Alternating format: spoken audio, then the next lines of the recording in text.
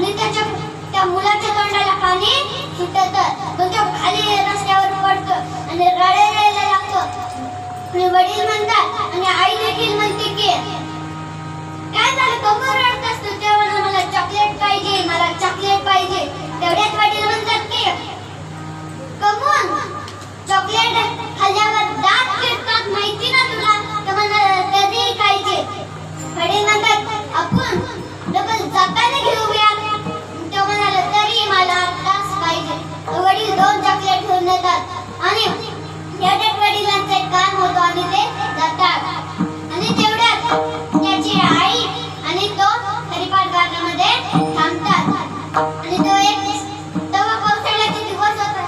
तेवढ्यात एक चॉकलेट फोडतो आणि खाऊन टाकतो.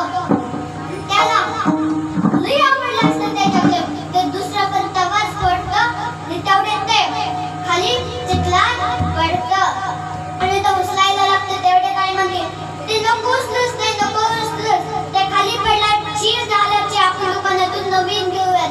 ते डबल हरिपाठ गार्डनच्या बाहेर जाते आणि एक चॉकलेट आणते आणि त्याला देते. म्हणतो ते खातं. तेवढे त्याचे वडील यायला लागतात आणि ते इशारा करतात चला आता आपल्याला घरी जायचंय. मग ते जातात आणि तेवढ्यात